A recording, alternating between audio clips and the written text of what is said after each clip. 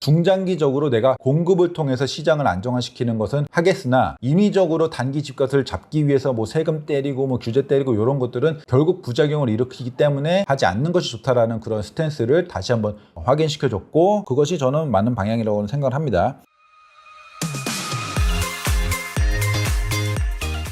네, 안녕하세요, 분전입니다. 오늘은 88 부동산 공급 대책 요거와 관련해서 오늘 다뤄보도록 하겠고요. 사실은 제가 이 얘기가 나왔을 적에, 이런 대책이 나온다고 했을 적에 크게 기대를 하지 않았어요. 왜냐하면은 뭐 작년이라든지 아니면은 재작년이라든지 뭐 공급 대책이 나오긴 나왔는데 되게 야심차게 초반에 무슨 270만 원을 공급한다 뭐 이런 얘기가 나왔을 적에 거의 이제 실현이 쉽지 않은 그런 대책들이 나왔고, 실제로도 현실화되지 못한 그런 측면이 있기 때문에 크게 기대를 하지 않았는데, 막상 나와보니까 꽤 괜찮은, 꽤 특히 중장기적으로 봤을 적에는 어느 정도 효용이 있을 것 같은 그런 정책들이 나와서 오늘 한번 분석을 해보겠고, 이런 대책들이 이렇게 쭉 나오면은 그 PDF 파일이나 이런 것들을 보고 해석하고 이런 게 좀 쉽지 않은 분들이 많기 때문에, 많은 그런 대책 중에서 정말로 중요하게 보셔야 할 것들, 그런 것들을 딱 픽해가지고 제가 어떤 식으로 좀 해석을 하시고 여기에 어떤 영향을 미칠지 이런 것들을 보시는데 좀 도움을 드릴 수 있도록 하겠습니다. 한번 시작해 볼게요. 네, 일단 첫 번째로 많은 화제를 모았죠. 그린벨트를 해제해서 여기다가 택지지구를 지정을 해갖고 수도권 주요 입지 8만 세대를 공급한다, 이 얘기가 나왔습니다. 근데 약간의 조금 디테일하게 봐야 될 부분은 8만 세대 중에 이제 이미 2만 세대는 이미 발표를 한 거예요. 그러니까 새로 발표가 될 부분이 이제 6만 세대 중에서 24년도에 이제 추가로 3만, 25년 중에 추가로 3만. 그리고 이게 모두 그린벨트라는 게 아니고, 그린벨트를 해제해서 공급한다는 게 아니고, 이 중에서 일부, 그러니까 그린벨트 해제까지 포함해서 8만 세대, 새로 6만 세대, 이렇게 생각하시면 돼서 양이 그렇게 많은 건 아니에요. 근데 사실은 이미 많은 택지지구 지정을 해갖고 아직 시작도 안 한 곳들이 많잖아요. 3기 신도시 뭐 수십만 개 있고, 그 다음에 3기 신도시, 3.5기 신도시 같은 무슨 컴팩스 시티, 뭐 평택 이런 것들도 또 이미 지정을 해놨는데 뭐 시작도 못한 곳들이 많기 때문에 거기에 추가로 6만 호라는 것은 뭐 적진 않습니다. 그러니까 6만 호 자체가 되게 많은 건 아닌데 그동안 쌓여왔던 것까지 합치면은 꽤 많은 상황이다, 그렇게 보시면 될 것 같고, 그런데 기존에 지정되었던 어떤 택지지구 여기에 비판이 주요 요지가 아니기 때문에, 입지가 좋지 않기 때문에 서울에 어떤 공급 효과를 주지는 못할 것이다 라는 얘기가 많았기 때문에, 이번에는 그걸 의식해서인지 그린벨트를 해제한다, 서울 시내 그린벨트를 해제하면 아무래도 주요 요지의 공급이 가능할 것이라는 어떤 기대감, 그리고 실제로 그렇게 될 수 있기 때문에 그린벨트를 해제하겠다라는 얘기를 했습니다. 그래서 보시면은 얘기가 나온 거는 24년도에 이제 추가로 3만 호에 해당하는 택지 지구를 지정을 할 텐데, 그 중에 그린벨트 해제는 약 1만 호 정도가 지정이 될 거다. 물론 디테일하게 좀 달라질 수 있겠지만 이 정도라고 얘기가 나오고 있고, 25년도에 또 추가 발표하겠다. 또 이 중에서 또 그린벨트 해제 지역이 또 있겠죠. 그래서 그 정도라고 보시면 될 것 같고, 그린벨트를 해제해서 공급을 한다라는 거에 이제 중요한 점은 아까 말씀드렸듯이 좀 더 주요 지역, 그러니까 서울 안에, 서울 중에서도 이제 그린벨트 이제 북쪽은 산이나 뭐 이런 곳이라서 사실 해제해서 집을 짓기는 좀 어렵거든요. 그래서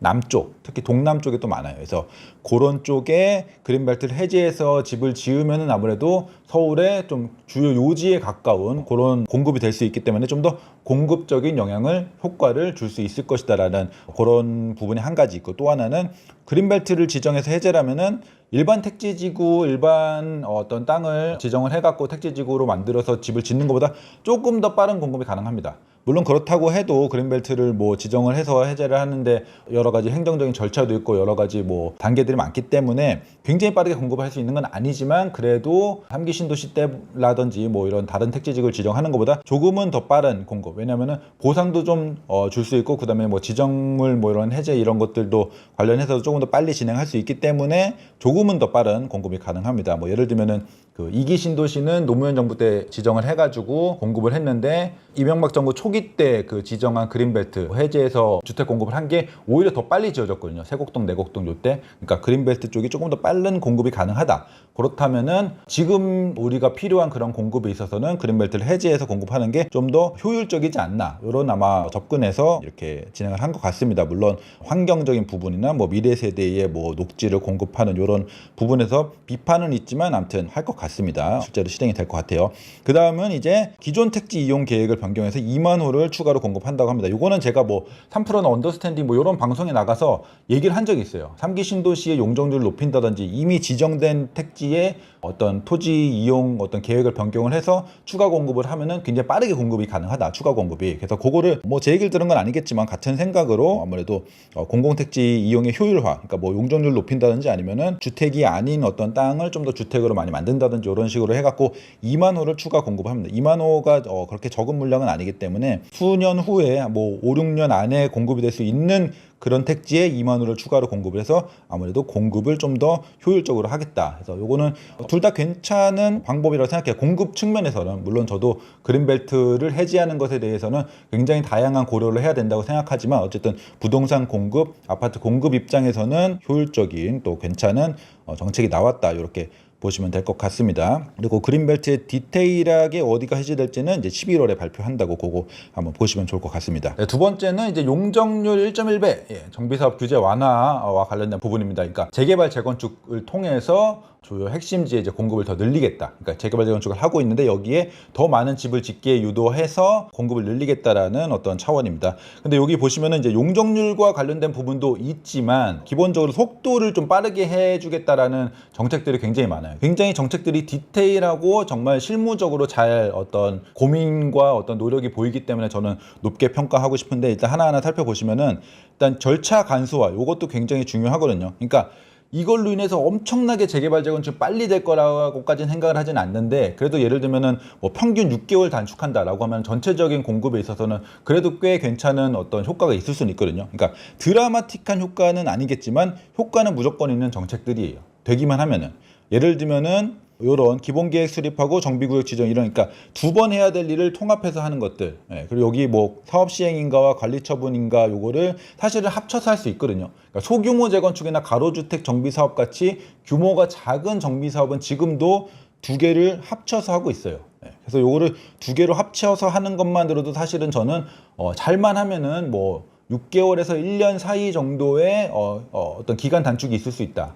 그러면은 공급 뭐 수년 후에 혹은 뭐 십수년 후에 공급이 될 것들이 다 1년씩 만에 단축된다고 하면 이것도 굉장히 공급 효과를 낼 수 있거든요. 그래서 이런 것들 그다음 여기 그다음에 이번 정책은 아니지만 바로 직전 정책 중에서 정비구역을 수립하는 거랑 조합들이 인가를 받는 것을 동시에 할 수 있게 해줬어요. 요것도 한 6개월 정도는 기간을 단축할 수 있거든요. 그러니까 요런 어떤 세부적인 어떤 단계들의 기간 단축 요런 것들을 합치면은 1년 이상 혹은 1년 반 뭐 요 정도의 기간 단축이 이루어질 수 있기 때문에 그럴 경우에 전체적인 재개발 재건축의 속도가 증대되고 이게 공급의 어떤 공급을 좀 땡길 수 있는 그런 영향을 줄 수 있기 때문에 요것은 굉장히 저는 긍정적으로 생각을 합니다. 그래서 효과는 사실은 거의 무조건 있어요. 물론 모든 조합들이 이것을 뭐 이런 수혜를 다 볼 수 있다라고 보진 않아요. 뭐 그 중에서는 뭐 일을 못하는 곳들도 있고 뭐 싸워서 뭐 이런 것들하고 관련 없이 너무너무 늦어지는 곳들도 있긴 있겠지만 그래도 꽤 많은 조합에서 이런 어떤 정책 변경 뭐 이런 단계 통합 이런 것들을 잘 활용하면서 뭐 평균적으로는 어쨌든 무조건 효과는 있지 않을까 이런 생각이 듭니다. 그래서 지금 재개발 재건축 조합원 입장에서도 좋고 그다음에 전체적인 공급 입장에서도 좋고 좀 괜찮은 정책이었다고 봅니다. 그리고 아까 사업 시행인가와 관리 처분인가 이런 통합 외에 기본적으로 신통기획 서울시에서 하고 있는 신통기획의 어떤 통합 심의 통합 인허가 이런 것들을 최대한 확대한다. 그래서 전국적으로도 확대한다. 이런 것들을 보실 수 있겠고 신통기획 같은 경우는 지금 물론 말이 많아요. 그러니까 신속 통합이라고 해놓고는 사실 신속하지 않다라는 게 지금 중론인데 사실 그거는 심의를 통합한다는 측면에서의 문제는 아니에요. 그러니까 서울시에서 어떤 재개발 재건축에 굉장히 개입을 많이 하려고 하다 보니까 그런 측면에서 조금 늦어지는 측면이 있지 심의를 통합하는 것 자체는 사실은 무조건 또 이것도 기간을 단축할 수 있는 부분이거든요. 그러니까 서울시가 아닌 다른 지자체에도 심의를 통합하는 것들을 퍼뜨리고 더 확대를 하고 여러 가지 지금은 통합하지 않고 있는 인허가 의제 대상까지 더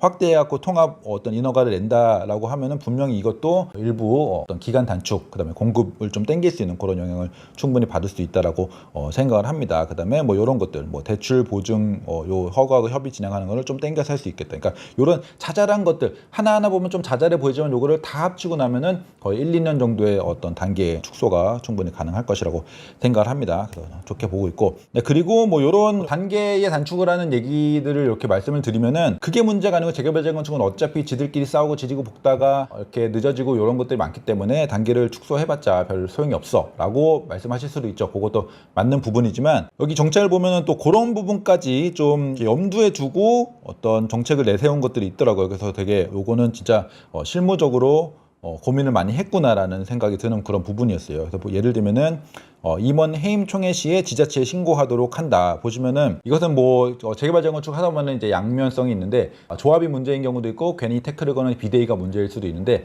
그런 어떤 경우든 간에 해임 총회를 하고, 그러니까 임원을 조합장을 해임하겠다고 해임 총회를 하고 어떤 그 정말로 해임이 돼갖고 새로운 조합장이 뽑히고 요런 과정이 굉장히 지리하고 길거든요. 그러니까 진짜로 문제가 있어가지고 조합장을 바꾸고 어떤 조합을 다시 정상화해서 시작을 하려고 해도 그 절차 자체가 너무 긴 거예요. 그 다음에 잘 되지 않을 수도 있고 그 사이에 또 갈등이 생겨서 문제가 생길 수도 있고, 그래서 만약에 해임 총회를 할 경우에는 지자체에 먼저 신고를 하면은 해임되자마자 지자체에서 조합 정상화를 빨리 해줄 수 있게 지원을 하겠다. 알겠어. 그러니까 임원들이 문제가 있으면 해임을 하는 건 해임을 하는 건데 이 해임하고 새로운 조합이 만들어지기까지의 어떤 지연 이런 것들을 방지하겠다는 거죠. 이것도 굉장히 중요해요. 실제로 해임이 되고 나서 새로운 조합이 생기는데 시간이 많이 걸리기 때문에. 또 하나의 효과는 저는 이 임원 해임 총회 시 지자체에 신고를 한다라는 게 약간 그 비대위 입장에서는 좀 부담이 될 수 있거든요.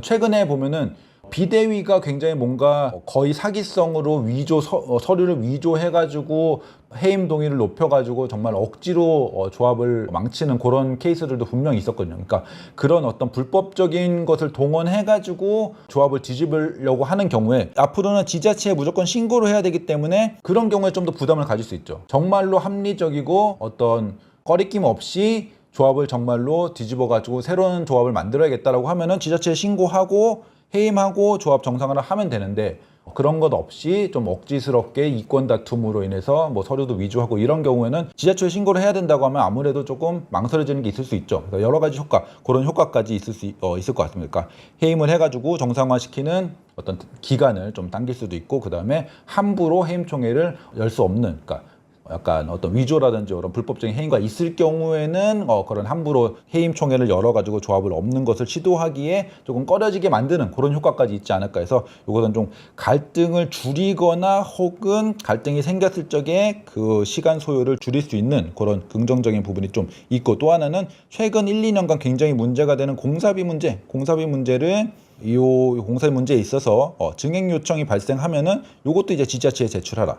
그 다음에 이런 내역을 제출하라. 그러니까 기존의 문제가 시공사가 갑질을 하면서 공사비를 얼마를 올려줘라고 하는데 왜 올려주는지, 어떤 부분이 비용이 증가됐는지를 내역도 없이 그냥 A4 용지 한 장에 올려줘라고 이렇게 대충 써갖고 그 조합을 압박하는 그런 시공사의 갑질 문제도 있었는데, 그러지 말고 분명히 내역을 왜 올리는지 내역을 정확하게 적어서 지자체에게 제출하면서 비용 증가 요청을 해라. 그러니까 굉장히 오피셜하게 되는 거고, 시공사 입장에서도 좀 더 부담이 되고 좀 더 오피셜하게 어떤 증액 요청을 할 수 있을 것 같고, 거기다가 증액 요청을 그렇게 할 경우에 부동산의 공사비 검증과 바로 연계가 되면서 그런 검토 작업도 좀 더 빠르게 당길 수 있는. 그러니까 역시 조합 내부의 갈등도 있지만 조합과 시공사의 갈등에 있어서도 과하게 지연되지 않도록 좀 조치를 하겠다. 그러니까 지금 확실히 이거를 제대로 실행을 할 수 있을지는 좀 두고 봐야겠지만 어쨌든 이상적으로 이게 잘 진행이 된다라고 하면은 두 정책 이런 거 모두 효과가 있을 만한, 특히 이제 갈등이 생겨서 지연이 될 만한 했을 적에 지연의 어떤 기간을 좀 당길 수 있을 만한 그런 좋은 정책이라고 생각을 합니다. 그 다음에 이제 용적률 상승. 요것은 좋아요. 저는 좋게 봅니다. 그러니까 재개발 재건축 정비 사업에서 공급을 좀 늘려야지 중장기적으로는 핵심 지역의 공급이 늘어나면서 핵심 지역의 집값이 너무 올라가는 걸 막을 수 있다라고 저는 항상 주장을 해왔는데, 그래서 여기에 30% 그러니까 용적률 30% 1.1배로 용적률을 추가 허용해주면은 그 다음에 이것을 3년 내로 이렇게 한시로 완화를 하기 때문에, 그러면 3년 내에 빨리 이때 정비구역 지정을 받으려고 많은 어떤 재개발 재건축을 추진하는 어떤 아파트 단지들이 우르르 시도를 한다라고 하면은 수년 내 혹은 십수년 내에 굉장히 많은 공급 어떤 증대가 있을 것 같아요. 그래서 굉장히 좋게 생각을 하는데, 문제는 요거는 법 개정 사항. 그러니까 재개발 재건축 특별법이란 것을 이렇게 통합적으로 이번에 나온 법 개정 사항들을 모아가지고 통합적으로 이렇게 발의를 한다라는 어떤 계획인데, 많은 것들이 조금 굳이 반대하지 않아도 될 만한 것들이 많아요, 제가 보기에는. 그런데 이 용적률 상향, 요 용적률 상향은 앞서 말씀드렸듯이 재개발 재건축 조합원들 혹은 투자자들한테만 이득이 되는 거 아니냐라는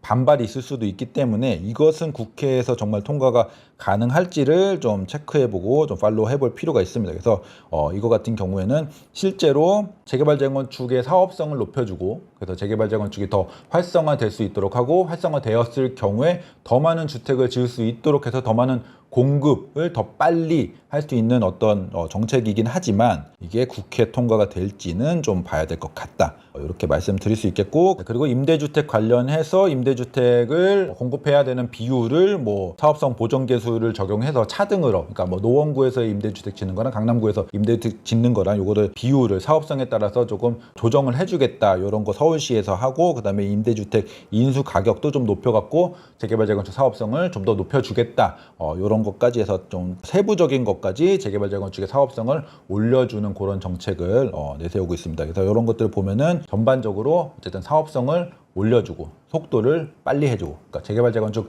조합한테 굉장히 좋은 정책을 발표를 했는데, 이것이 꼭 그들한테만 좋은 게 아니고 추후에 공급을 많이 더 빨리 할 수 있는 어떤 트리거가 돼서 전체적인 주택시장을 안정화하겠다, 요게 방향이라고 보시면 될 것 같습니다. 그 다음은 이제 비아파트 쪽의 공급과 어떤 시장의 정상화를 위해서 정책들이 나왔어요. 그 중에서 가장 이제 단어적으로 보면은 굉장히 핵심적이고 눈에 띄는 것이 이런 거, 무제한 매입. 그러니까 비아파트, 그러니까 특히 빌라 쪽에 신축들을 공공 LH가 매입을 하겠다, 매입을 하는데 무제한으로 매입하겠다, 공급 상황이 정상화될 때까지 무제한으로 매입하겠다라고 이렇게 정책을 내세웠습니다. 그런데 사실은 제 생각이에요. 이건 제 생각이고 아마도 현실적일 것 같은데, 말은 무제한인데 매년 예산이 정해질 수밖에 없습니다. 예산이 없을 수가 없잖아요. 그러니까 일부 사람들이 이걸 가지고 무슨 무제한 양적 완화, 빌라 양적 완화다, 뭐 이렇게 얘기하시는 분들도 계시는데, 그건 말이 안 돼요. 그거는 양적 완화, 무제한 양적 완화는 기축통화국이 뭐 발권력을 가지고 막 계속 돈을 풀어가지고 뭐 채권을 매입하고 이런 양적 완화지, LH는 그만큼 돈이 없어요. 돈이 무제한으로 막 샘솟지 않는다고요. 그래서 매년 뭐 100몇십억, 뭐 200몇십억 이렇게 예산을 딱 책정해가지고 그만큼만 뭐 도시별로 뭐 얼마 이렇게 딱 정해진 예산 한에서만 올해는 얼마, 내년에는 얼마 이렇게 책정해가지고 올해도 하고 내년도 하고 내후년에도 하고 매년 계속 할 것이다라는 게 어떻게 보면 무제한이라고는 할 수 있는데, 매년 한도는 정해질 수밖에 없다라고 말씀드릴 수 있겠고, 실제로 LH 부채 같은 경우에는 3기 신도시 하고 나면 지금 27년에 237조까지 늘어날 것으로 예상되고, 회사로 보면 부채 비율이 238%까지 늘어날 것이라고 지금 계산이 되고 있기 때문에, 여기에 이 신축 매입을 하는데 정말로 무제한으로 엄청나게 할 수 있다라고는 생각하지 않습니다. 현실적이지 않고, 그래서 무제한인 무제한이지만 매년 제한이 있다, 이렇게 될 가능성이 높습니다. 그래서 어쨌든 좋은 방법이긴 하지만 무제한이라는 말에 너무 꽂히실 필요는 없다라는 말씀 드리겠습니다. 그리고 이제 수도권 공공택지의 22조 원 규모의 이제 미분양 매입 확약, 이것도 굉장히 커 보이죠. 와, 22조 원. 그 다음에 미분양 매입을 확약하면은 시행사나 시공사들이 땅은 사놓고, 그러니까 택지를 확보를 해놓고 낙찰을 받아놓고 공급을 못하고 있는 이런 상황들에 있어서 해결이 될 수도 있죠. 왜냐면은 미분양 나면은 준공후까지 미분양이 나면은 LH에서 매입해 준다는데, 그러면은 공사하자, 일단 분양하자, 이렇게 될 수도 있을 것 같아 보이는데, 잘 보면은 매입 가격이 분양가에서 85에서 89% 사이라고 합니다. 근데 문제는 또 요 분양가가요, 공공택지이기 때문에 분양가 상한제가 걸려요. 분양가 상한제에 걸린 그 분양가의 85에서 89%니까 엄청 싸게 매입하겠다라는 거거든요. 그래서 요걸 가지고 과연 그 회사들이, 시행사, 시공사들이 사업에 적극적으로 나설 수 있겠냐라는 어떤 현실적인 부분이 조금 의구심이 듭니다. 너무 싸게 매입을 하는 거예요. 그러니까 분양가 상한제라는 것 자체가 원가 기준으로 해서 분양가를 책정을 하는데, 그거보다 10에서 15% 정도 더 싼 가격에 매입 확약을 한다라고 하면은, 이게 매입 확약인가 할인 분양인가 애매한 측면이 좀 있죠. 그래서 그렇게 효과가 크진 않을 수 있겠다라는 생각이 좀 들긴 합니다. 어쨌든 간에 만약에 누군가가 시행사, 시공사에서 반응을 한다라고 하면은 22조 원, 최대 22조 원까지 미분양 매입을 확약을 하겠다라는 그런 측면의 정책을 있습니다. 근데 제가 보기에는 현실적으로 매입 가격 때문에 조금 그렇게 활발하게 진행이 되지는 않을 것 같다라는 약간 아쉬운 그런 부분이 있습니다. 근데 마지막으로 이제 기타 여러 가지 정책 중에서 눈에 띄는 부분은 이제 청약 기준 완화 요 부분입니다. 그러니까 빌라 등 비아파트 구입자가 청약에서 불이익이 없도록 청약 시 무주택으로 인정하는 비아파트 범위를 확대한다. 그러니까 이게 무주택이라는 기준이 뭐 청약 기준 다르고 뭐 세금 기준 다르고 이렇거든요. 그러니까 청약 때는 예를 들면은 오피스텔을 소유하고 있어도 무주택으로 간주가 돼요. 빌라도 기존에는 공시가 1억 6천, 수도권 기준 1억 6천 이하인 경우, 그러니까 싸고 작은 집 같은 경우에는 무주택으로 인정을 해주겠다. 그러니까 청약 가점도 유지시켜주고 무주택 기간도 뭐 인정해주고 이런 정책이 있었는데 그것을 드라마틱하게 면적 기준도 높여주고 그 다음에 공시가 기준을 무려 1.6억에서 수도권 5억, 지방은 1억에서 3억 이렇게 높여줘서 웬만한 빌라를 소유하고 있어도 청약 때는 무주택으로 간주하겠다라는 거예요. 이러면 이제 빌라를 사기 약간 꺼려지는 이유 중에 하나가 내가 지금 뭐 그렇게 만족스럽지도 않은 빌라를 사서 내 집이지만 거주를 함에 따라서 청약에 있어서 너무 불이익이 가는 거예요. 그래서 첫 주택을 굳이 빌라로 하지 않는 그런 부분이 있죠. 그런 부분이 분명히 있습니다. 그래서 그렇지 말고 청약의 조건을 그 다음에 가점을 유지를 해줄게. 빌라에 살아도. 그래서 첫 주택을 일단 빌라로 해서 빌라 내 집에 거주하면서도 청약을 계속 도전을 하셔라. 청약에 불이익을 안 준다. 이런 측면에서의 어떤 정책이라고 볼 수 있겠습니다. 그래서 실수요자들이 빌라를 사서 거주를 하면서 청약에 도전을 하라는 측면에서 빌라의 수요를 촉진을 하는 그런 정책입니다. 이런 경우에 실질적인 영향이 엄청 크진 않아도 분명히 있을 것 같아요.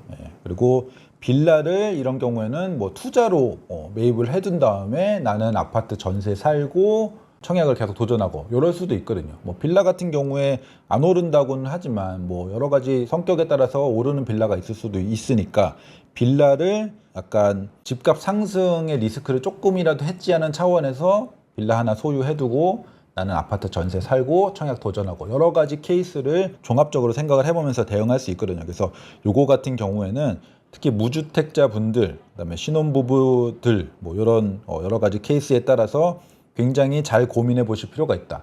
이것은 꼭 알아두시고 이 조건에 따라서 내가 내 집 마련 어떤 전략이나 플랜, 그에 따른 어떤 내가 지금 모은 자금을 어떻게 활용할지 이런 것들을 잘 고민해 보실 필요가 있는, 어떻게 보면은 앞에 어떤 정책들은 무주택자 분들 집값에 조금 더 예민하실 수도 있는 무주택자 분들의 입장에서 너무 미래 얘기일 수 있어요.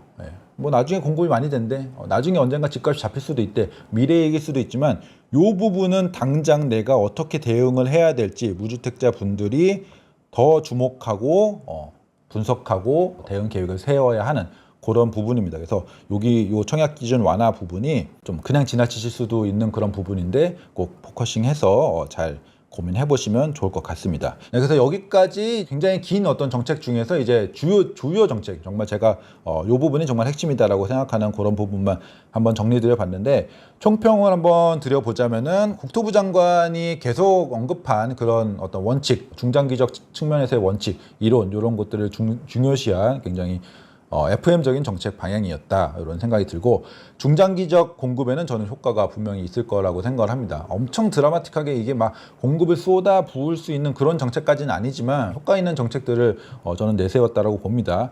근데 이제 그 중에서 이제 법 개정 여부가 중요한 부분들이 아무래도 있겠죠. 그런데 쭉 이렇게 법 개정이 필요한 부분과 아니면은 정부에서 그냥 할 수 있는 부분을 나눠서 본다라고 하면은 법 개정이 필요한 곳들이 그렇게 많지는 않아요. 그러니까 요 부분만 되게 핵심적으로 법 개정이 필요하고, 나머지는 정부가 그냥 할 수 있거나 혹은 국회에서도 굳이 야당이 반대를 굳이 안 할 그런 작은 요소들, 그런 것들이기 때문에 요 부분을 제외하면은 어떤 법 개정 여부와 상관없이 진행을 할 수 있을 만한 것들이 굉장히 많고, 그런데 이제 단기의 집값을 잡기 위한 어떤 세금이나 거래 관련한 인위적 규제를 안 할 것이다. 요것은 국토부 장관이 항상 얘기하던 부분이기 때문에 그런 방향성을 다시 한번 확인을 할 수 있었어요. 그러니까 중장기적으로 내가 공급을 통해서 시장을 안정화시키는 것은 하겠으나 인위적으로 단기 집값을 잡기 위해서 뭐 세금 때리고 뭐 규제 때리고 이런 것들은 결국 부작용을 일으키기 때문에 하지 않는 것이 좋다라는 그런 스탠스를 다시 한번 확인시켜줬고 그것이 저는 맞는 방향이라고 생각을 합니다. 근데 문제는 어쨌든 단기에 막 세금 때리고 이런 것들은 뭐 둘째치고 그러면은 중기 한 3에서 5년간의 공급 부족은 어떻게 해결할 것인지 이것은 해결을 하기가 근본적으로 좀 어려웠고 이번 정책에서도 사실은 어떤 해결 방안이 많이 담기진 않았다라고 생각을 해요. 물론 약간의 완화, 약간 비아파트적인 매입 같은 그런 측면이거나 혹은 앞서 말씀드린 어떤 이미 지정된 3기 신도시 공공택지의 어떤 공급을 늘려서 2만 세대 정도는 어쨌든 2030년, 29년, 30년 혹은 31년 요 정도에는 공급이 가능할 수 있도록 이렇게 조치한 부분이라든지 뭐 여러 가지 정비사업 속도를 빨리 하게 한다든지 이런 것들이 조금 너무 장기적이지 않은 공급도 늘릴 수 있는 그런 방법을 내세우긴 했지만 그래도 근본적으로는 향후 3, 4년 혹은 5년 이내의 공급은 굉장히 부족한 상황인 것 같고 그것을 해결을 하진 못했다. 해결하지 못할 것 같다. 이런 말씀을 드리겠습니다. 그래서 전반적인 이런 내용들 한번 참고하시고 내가 이런 상황이라고 하면은 내가 어떤 대응을 할지 혹은 내가 내 집 마련을 언제쯤 할지 이런 것들을 고민해 보시고 의사결정하셔서 좋은 내 집 마련 플랜 세워보시기 바랍니다. 오늘은 분전의 부동산 뉴스 체크라는 타이틀에 걸맞게 오랜만에 지금 이슈가 되고 있는 부동산 뉴스들 그 다음에 그와 관련된 어떤 시장 흐름들 이런 거 체크하는 시간 갖도록 하겠습니다. 네, 대출 조이기 본격 시작. 요거 정부가 했더라고요. 생각보다 되게 빠르게 했습니다. 그러니까 88 부동산 공급 대책이었어요. 그러다 보니까 공급에 포커싱이 돼 있었고 공급에 포커싱이 돼 있다라는 얘기는 약간 중장기적 대책들 위주였다. 그래서 당장 집값이 오르는 것을 막지 못하지 않느냐라는 비판들이 좀 있었죠. 그거를 의식해서인지 바로 정말 88 대책 발표하고 바로 요 정책 대출의 금리 인상을 바로 발표를 했습니다. 이게 저는 생각보다 영향이 꽤 클 것 같아요. 여기에 더해서 시중은행들이 금리 인상을 같이 하기 때문에 이게 시너지가 나면서 상당히 전반적인 어떤 주택 시장으로 들어가는 유동성을 좀 조일 수 있겠다 이런 생각이 좀 듭니다. 디테일하게 좀 보면은 디딤돌 버팀목 대출이 0.4% 인상이 돼요. 그러다 보니까 과거에는 이제 신혼부부 같은 경우에는 뭐 2% 후반까지 소득에 따라서는 더 낮게, 그러니까 소득이 그 중에서 좀 높은 경우에는 청약통장 우대금리 적용하면은 이제 3% 초중반까지 3.2, 3.4%까지 올라가는 2% 후반에서 요 정도까지 올라가는 그런 상황이 되고 그다음에 신혼부부나 생애 최초가 아닌 경우에는 요 정도 소득이면은 3% 중반까지 올라갑니다. 3.45에서 3.65 정도. 이렇게 되면은 한 달 전만 해도 사실은 이런 디딤돌이나 버팀목 이런 정책 대출이 아니더라도 막 3.3%, 3.2%대 후반, 3.2%대 후반 정도에 받을 수 있었는데 지금은 정책 대출을 받아도 3.4%, 5%, 6% 이렇게 받기 때문에 상당히 좀 금리 수준이 급격히 올라가는 그런 상황이고 그러다 보면은 조금 시장에 영향을 줄 수 있지 않을까라는 생각을 저는 하고 있어요. 물론 이렇게 디딤돌 버팀목 대출 같은 경우에는 좀 가격이 좀 낮은 높지 않은 그런 주택 대상이고 그다음에 소득도 높지 않은 분들 대상이기 때문에 이미 많이 오른 것들은 엄청나게 비싼 곳들인데 좀 타겟이 잘못되지 않았느냐라는 비판도 있지만 어쨌든 이런 것들이 팔리면서 갈아타기 해서 어떤 가는 효과가 있긴 있기 때문에 전반적인 어떤 부동산 시장에 영향을 안 줄 수는 없다. 어쨌든 좀 수요를 위축시키는 그런 정책이 나왔다라고 볼 수 있겠습니다. 그다음에 그와 동시에 이제 시중은행들이 금리를 많이 인상을 해요. 그러니까 지금 얼마 전에도 한번 그 가상금리를 올렸는데 지금 8월 달에 또 이렇게 올리고 있습니다. 이미 올린 곳도 있고 그다음에 8월 12일부터 올리는 곳들도 있고 이런 것들이 이제 오피셜하게 이미 나온 거를 한번 정리를 한 건데 이렇게 되면 아마 5년 고정 기준으로 최저금리가 한 3.7%대 후반 3.8%대 요 정도가 정말 은행 최저금리가 될 것 같거든요. 그렇게 되면은 6월 말 대비해서 한 0.5% 정도가 올라간 거예요. 이 정도면은 좀 부담이 좀 더 된다. 요 정도까지 변화가 있는 상황이라고 봅니다. 이렇게 금리 인상을 하는 이유는 여러 가지가 있는데 지금 그 정부에서 무조건 압박을 주기 때문에 금리를 올린다라고만 할 수는 없어요. 전체적인 정부의 정책이나 가이드이긴 한데 전체적으로 올해 어느 정도까지 영업을 하겠다라는 플랜이 있잖아요. 이 플랜 자체에 물론 금융위의 어떤 가이드가 있긴 하겠지만 이 플랜을 한 것보다 지금 영업을 많이 한 거예요. 이미 실행을 많이 했습니다. 왜냐하면 거래량이 엄청나게 늘었잖아요. 예전보다. 그렇기 때문에 예상보다 너무 많은 어떤 영업을, 대출 실행을 상반기에 많이 했고 7월까지 많이 했기 때문에 이제부터는 엄청 그 규모를 늘릴 필요는 없는 거죠. 대신에 수익성, 은행도 이제 수익성을 챙기겠다라는 거죠. 그래서 하반기에 남은 팥, 어떤 사실상의 총량제가 걸려 있기 때문에 이 영업은 수익성을 높여서 금리를 인상을 해서 진행을 하겠다. 이런 은행들의 의지가 보입니다. 그러니까 어떤 금융당국의 개입만 있었다라는 건 아니고 영업 상황에 있어서도 지금 금리를 충분히 올릴 만한 상황. 그다음에 게다가 이 상황에서 지금 주택 어떤 매입 수요가 지금 상당히 높은 상황이기 때문에 의지들이 많이 높은 상황이기 때문에 조금 올려도 아마 어떤 대출 영업하는데 별 무리가 없을 거라고 판단을 한 것 같습니다. 근데 그렇게 생각하면 사실은 내년도가 돼서 다시 총량이 리셋이 되면은 다시 요 가상금리가 내려갈 수는 있거든요. 어쨌든 올해는 이렇게 높아진 상태, 가상금리가 높아진 상태에서 계속 유지가 될 가능성이 높습니다. 그렇다면은 금리적인 측면에서, 대출적인 측면에서는 올 상반기보다는 조금 더 부담스러운 수준의 이런 대출 환경이 정책금리나 어떤 일반 시중은행 금리나 좀 유지가 될 수 있겠다. 그렇다면은 이제 시장에 좀 하방 압력을 줄 수도 있겠다. 물론 하방 압력이라는 게 이 요소가 하방 압력을 준다고 해서 무조건 집값이 다 떨어진다 이런 얘기는 아니지만 어쨌든 간에 좀 집값이 더 상승하는데 부담스러운 어떤 환경이 좀 생기긴 했다. 요 정도까지는 말씀드릴 수 있겠습니다. 네, 그 다음 소식도 조금 집값에 좀 하방 압력을 줄 수도 있는, 심리적으로 좀 불안감을 줄 수도 있는 이런 소식이에요. 그러니까 전반적으로 약간 정부나 서울시 이런 지자체에서 좀 많이 올라가고 있는 어떤 부동산 시장을 좀 누르려고 노력을 하는 어떤 구두 개입이라도 그런 거 하는 그런 노력들이 보이는 그런 측면 중에 하나인데, 강남 3구 플러스 용산까지 전역을 토지거래 허가구역에 지정될 수 있다. 이런 기사들이 나왔습니다. 그러니까 오세훈 시장과 서울시에서 토지거래 허가제를 확대를 검토하고 있다. 이런 얘기가 나오니까 어떤 발언들, 그다음에 뉘앙스들 이런 것들을 해석을 해보니까 전역을 지정할 수도 있겠다라는 기자들의 해석까지 섞여가지고 이런 얘기들이 나오고 있습니다. 그래서 얘기가 나온 거 보면은 그 오세훈 시장이 이런 얘기를 했어요. 누구든 생각할 수 있는, 누구든 예상할 수 있는 요새 신고가가 낮다라고 하면 그 동네라고 떠오를 수 있는 그런 지역들, 그렇게 예시를 딱 들었어요. 그런 지역들의 토지를 확대할 수 있다. 그러면 어디겠어요? 반포입니다. 반포. 그렇게 사실은 말만 반포를 안 했지 오세훈 시장도 반포를 염두에 두고 얘기를 했다. 거기다가 이제 서울시의 다른 과장님 이런 분들이 인터뷰한 걸 보면은 반포와 한남 정도 요 얘기가 지금 가장 유력하게 검토가 되고 있습니다. 그래서 이런 기사들을 보면은 반포 한남동 토어제 지정할 듯, 그러니까 한다는 얘기는 안 했어요.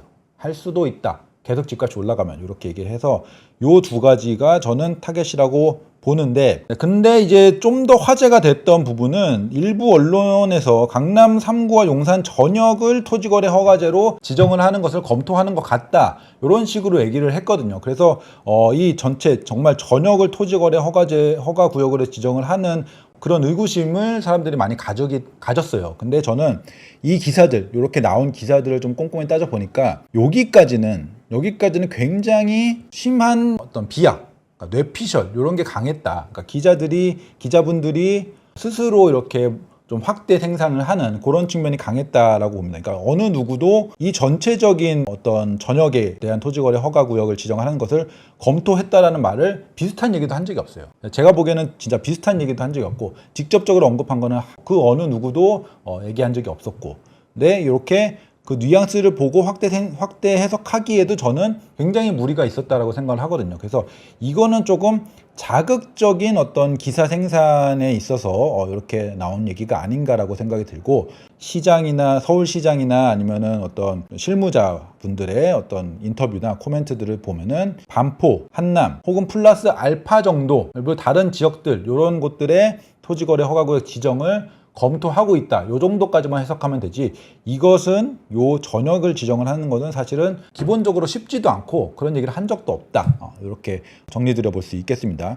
그런데 재밌는 것은 용역을 최근에 줬어요. 토지거래 허가제 관련한 용역을. 그러니까 이 토지거래 허가제가 잘 돌아가고 있는지, 어떤 영향을 미치고 있는지 이런 것들을 한번 재검토한다라는 측면에서의 용역을 나라장터에 올렸거든요. 그래서 지금 어떤 신청을 받고 있는데 이런 얘기가 나오니까 토호제를 해제하려나 보다 이런 어떤 추정이 좀 있었어요. 근데 놀랍게도 그런 추정이 있는 상황에서 더 확대하겠다라는 얘기를 해서 뭐지라는 지금 혼란스러운 그런 상황인데, 아무튼 토지거래 허가제에 대해서는 이런 식의 용역, 이런 과업을 주는 용역에 대한 어떤 공고가 올라와 있는 상황입니다. 한번 보시면은 이런 토지거래 허가구역 관련 서울시 관련해서 시장에 미친 영향과 효과성, 이걸 분석을 통해서 효율적인 제도 운영 관리 방안을 마련한다. 그다음에 토지거래 허가구역 지정이 지금 5년이 도래했거든요. 장기화가 되기 때문에 전반적인 종합적인 검토를 하겠다. 그다음에 긍정적, 부정적 영향 이런 것도 보고 실효성, 정말 이게 정말로 원하는 정책 방향대로 효과가 있느냐, 그다음에 시민들은 어떻게 생각하느냐, 전문가도 어떻게 생각하느냐, 이런 것들을 종합적으로 용역을 줘서 조사를 하겠다, 연구를 하겠다, 이런 용역이 나왔거든요. 그래서 사실은 이 어떤 이런 용역 결과에 따라서 해제를 할 수도 있을 것 같아요. 그런 얘기들이 사실은 많았습니다. 그러니까 지금의 어떤 서울시장이나 주택과 이런 데에서는 집값이 많이 오르고 있으니까 어떤 정치적인 뉘앙스 혹은 정말 구두 개입성 측면에서라도 이거 더 확대할 수 있고 더 우리는 규제를 강화할 수 있어요. 집값은 지금 너무 비싸요. 너무 많이 오르고 있어요. 이런 메시지를 띄울 수는 있지만 실제로는 좀 더 객관적인 검토를 해보고 의사결정을 하겠다라는 실질적인 어떤 추진이 있다. 이것까지 같이 고민을 해볼 수 있겠습니다. 그래서 제가 생각하기에는 일단 이것은 확대를 할 수도 있겠고 지금 집값을 잡겠다는 의지를 표명을 할 수도 있겠지만 더 중요한 것은 결국은 용역 결과에 따른 어떤 해석과 어떤 조치가 따라오는 그런 것들이 되지 않겠나 이런 생각이 듭니다. 그래서 용역 결과가 어떻게 나오는지 중요하겠다. 그래서 결과가 나오면은 요 용역 결과가 나오면은 뭐 그거를 제가 팔로우업해서 방송에 말씀을 드리는 그런 식으로 진행을 해보도록 하겠습니다. 근데 제 개인적인 판단으로는 사실은 토지거래 허가제가 신축들의 서울에 있는 신축들의 가격을 굉장히 누르고 있다라고 생각하지 않아요. 예를 들면 뭐 잠실의 뭐 엘리트 이런 곳들이 지금 어쨌든 역사적 신고가를 쓰고 있는데 토지거래 허가제가 누르고 있는데도 신고가를 쓰고 있다. 이렇게 생각하진 않거든요. 그러니까 실질적으로는 가격을 누르는 어떤 토호제, 서울시장이 지정한 그 토호제의 역할을 하고 있지도 못하면서 동시에 주거 이전의 자유 혹은 뭐 매수하는 그런 거래의 자유 이런 것들만 제한을 하고 있기 때문에 저는 토호제는 대체적으로 해제를 하는 게 맞는 것 같고, 대신에 이제 재건축 같이 정말 직접적인 개발의 어떤 압력, 이런 개발로 인한 집값 상승의 압력이 직접적으로 있는 그런 곳들은 뭐 정당성이 있을 수도 있죠. 그렇기 때문에 그런 측면에서 좀 많이 용역이 검토가 되었으면 좋겠다라는 바람은 있고, 아마 그런 식으로 조금 나오지 않을까라는 좀 제 전망도 있습니다. 좀 더 요 용역 결과가 어떻게 나오는지 바로 판단하고 검토하고 판단하고 서울시가 어떻게 대응을 하는지도 한번 계속 나오면은 바로 팔로우 해드리도록 하겠습니다. 다음 소식은 현재 시장 상황, 그러니까 앞서 말씀드린 것은 정부에서 좀 더 시장이 뜨겁다 보니까 여러 가지 조치들을 취하고 있고 이게 어떤 하방 압력을 줄 수도 있다라는 얘기들을 말씀을 드렸다면은, 일단 현재의 아직은 뜨거운 그런 상황들을 한번 소식을 전달드려 보겠습니다. 나만 바보 되나, 나 안 샀다가 나만 바보 되고 집값은 쭉쭉 올라가나, 이런 약간 자극적 요건 기사 타이틀을 제가 갖고 온 거예요. 그래서 수도권 미분양, 그러니까 예전에 봤을 적에는 집값이 너무 비싸서 저거는 뭐 다 팔릴 리가 없어, 분양이 될 리가 없어, 이렇게 생각했던 그런 단지들이 다 완판이 되고 있다, 이런 소식들입니다. 그래서 워크아웃하고 있는 이제 태형에서 시공한 그런 단지들도 그런 불확실성과 이런 것 때문에 인기가 없었는데 거기도 완판이 됐고, 뭐 여러 가지 부정적으로 봤던 그런 곳들이 완판이 되고 있다. 보시면은 뭐 김포의 뭐 우미린이라는 이런 브랜드를 가진 이런 재개발 구역, 그 다음에 광명 뉴타운의 뭐 트리우스, 이것도 둘 다 좀 고분양가다. 특히 트리우스 같은 경우에는 굉장히 조금 확실히 고분양가다라는 평가가 좀 있었어요. 근데 100% 분양 완료. 그러니까 지금 시장이 상승하다 보니까 기존에는 비싸다고 생각했던 것들이 이제는 별로 비싸지 않네, 이런 판단이 들면서 계약이 다 된 거죠. 그리고 그 외에 이제 더샵 둔촌포레, 뭐 상도 푸르지오 클라베니, 여기도 뭐 언덕에다가 뭐 14억 막 이러기 때문에 이게 다 팔리겠어 이러면서 좀 미분양이 좀 길게 갔던 곳들인데 여기도 다 팔려버리고 이제 완판이 되고, 광명자이 힐스테이트 SK뷰 되게 기네요. 요것도 여기도 좀 고분양가다는 얘기가 있었는데 또 완판되고, 여기 태영 앞서 말씀드린 요 기사에 나온 고단지, 여기 의왕에도 여기도 다 팔려서 완판이 되고, 그러니까 기존에 정말 여기는 미분양이야, 여기는 거봐 미분양 났잖아 하면서 약간 부정적으로 봤던 그런 곳들이 다 완판이 됐다. 수도권 시장이 그렇게 뜨겁다라고 판단할 수 있는 그런 소식이었습니다. 근데 이렇게 미분양들이 이렇게 완판이 되다 보면 아무래도 건설 그런 업계 쪽에도 조금 더 여유가 생기겠죠. 계속 미분양을 쌓고 있는 그런 상황들보다는 뭐 PF 쪽도, 물론 지방은 아직도 문제가 많겠지만 어쨌든 수도권 쪽은 정리가 많이 되면서 어떤 금융적인 부분도 혹은 뭐 건설사 업황적인 부분들 이렇게 다 좀 문제들이 완화가 되어가는 그런 측면이 되면서 부동산 시장 전체적으로 조금 더 활기를 띨 수 있는 그런 분위기가 형성되고 있다. 여기까지 한번 설명드려 볼 수 있겠습니다. 그 다음 소식은 이제 로또 청약 얘기입니다. 로또 청약 얘기인데, 로또 청약 뭐 원펜타스 최근에 엄청나게 화제가 됐었죠. 20억짜리 로또, 그 다음에 엄청난 경쟁률, 이런 얘기들이 많이 나왔어요. 근데 최근에 정말 또 한번 이슈가 됐던 부분은 원펜타스라는 그 로또 청약의 가점 커트라인이었어요. 경쟁률도 있지만 이제 가점제가 많기 때문에 가점 커트라인이 이제 뒤늦게 이제 발표가 됐는데, 보니까 대부분 평형의 최저점이 74에서 77점이었던 거죠. 물론 더 낮은 평형도 있었지만 대부분은 이랬습니다. 근데 74점이면요 5식구 만점입니다. 77점이면은 6식구예요. 75점부터는 6식구여야지 75점에서 79점까지 6식구 만점에 79점이에요. 84점이면은 7식구 만점. 근데 84점도 나왔습니다. 84점이 한 3명인가 나왔어요. 대단하잖아요. 7식구의 만점자가 이렇게 많아? 6식구, 7식구는 뭐 몇 명 안 된다고 쳐도 6식구의 만점자가 이렇게 많아? 이런 의구심이 좀 들기 시작하면서 꼼수가 판치는 거 아니냐, 이런 얘기들이 의구심이 좀 나오고 있습니다. 자녀 셋 이상 키우면서 부모님까지 모시고 사는 집을 정말 나는 본 적이 없는데 이렇게 많냐, 그럼 우리나라에 이렇게 대가족이 많았냐라는 반응이 쏟아졌죠. 물론 실제로도 그렇게 자녀도 많이 낳고 부모님도 모시고 그러면서도 내 집 마련 안 하고 무주택으로 장기간 있는 가족이 있을 수도 있죠. 하지만 조사는 해봐야 되는 거 아니냐, 뭐 이런 얘기들이 많이 나오고 있습니다. 제가 생각해도 분명히 당첨자분들 중에 뭐 다 그렇다는 얘기 아니에요. 그러니까 일부 모시지 않으면서 뭐 전입에만 편입을 시켰나, 이렇게 3년 동안 유지를 한다든지, 근처에 살면서 전입만 이렇게 해놓는다든지, 그러니까 여러 가지 꼼수가 있을 수는 있겠다, 이런 의구심을 사실은 저도 갖고 있습니다. 그래서 이것은 정말로 예민한 정말 로또 청약이기 때문에 조금 어떤 전수조사 같은 거를 한 번쯤은 돌려볼 필요가 있겠다라는 생각은 좀 들고, 그러다 보면은 동탄역 롯데캐슬 그 로또 줍줍 나오듯이 한 번쯤 다시 로또 청약이 나올 수도 있겠다라는 생각은 좀 들어요. 그리고 또 하나 이제 얘기가 나오는 것들은, 이 가점제의 기준이, 이 점수를 책정하는 기준이 요새 기준으로 합리적이냐, 다시 말하면은 부양가족이 높으면 높을수록, 그러니까 다시 말하면 부양가족이 많을수록 고가점, 부양가족이 적으면은 한계가 있는 이 청약가점제가 요새 시대에 정말 적정한, 정말 공정한 어떤 가점제의 기준이냐,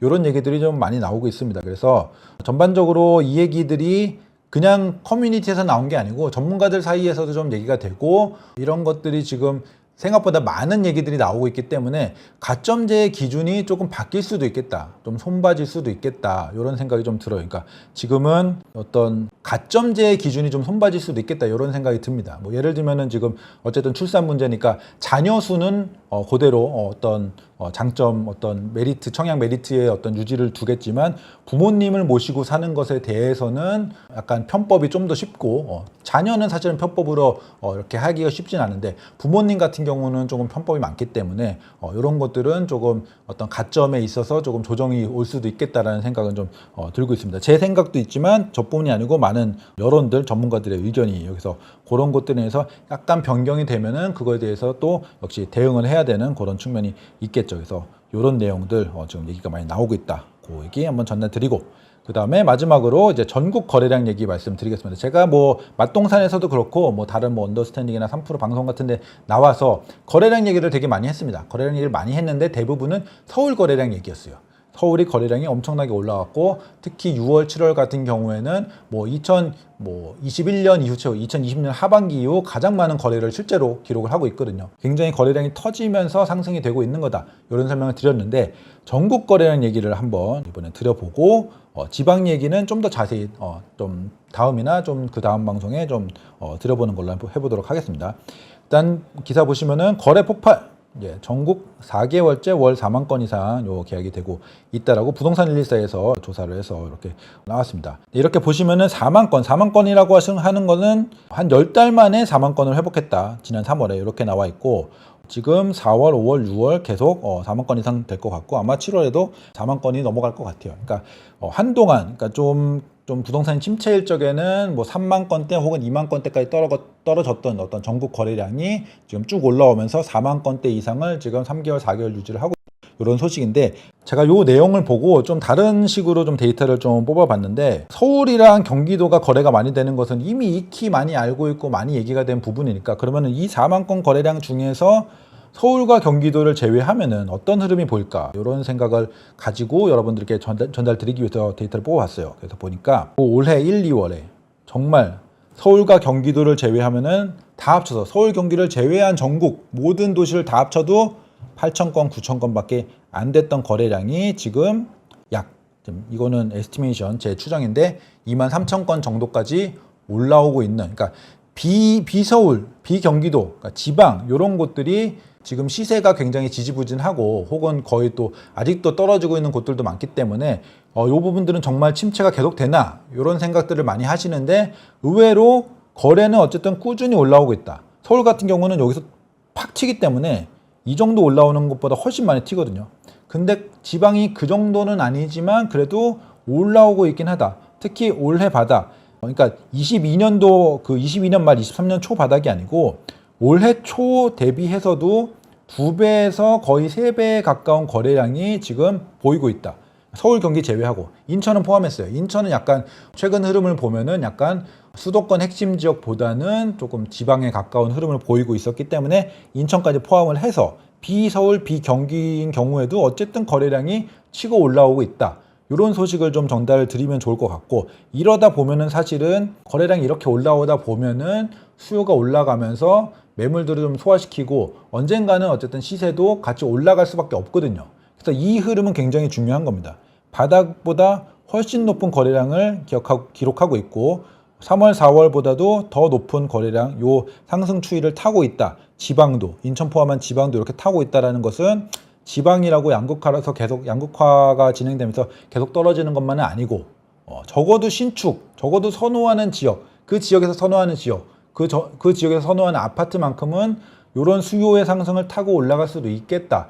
이런 것들이 보이는 어떤 시그널이다. 이렇게 말씀드릴 수 있을 것 같아요. 그래서 지방의 집값도 지금 엄청난 상승은 아니지만 반등의 시그널이 충분히 보이고 있다. 이런 말씀을 좀 드릴 수 있겠습니다. 물론 장기적으로는 좀 침체라든지 인구 감소 이런 것들에 우려가 있을 수 있겠지만 일단 단기적으로는 지금 지방도 긍정적인 그러니까 시장 차원에서 상방 압력을 받고 있는 중이구나 이런 것들을 전국 거래량 4만 건 이게 중요한 게 아니고 이 중에서 지방도 오르고 있구나 지방도 거래량이 늘고 있구나 이런 어떤 인사이트를 좀 뽑아내면 좋을 것 같습니다. 그래서 지방과 관련해서는 제가 조금 더 종합적으로 한번 다루는 컨텐츠를 올려보도록 하겠습니다.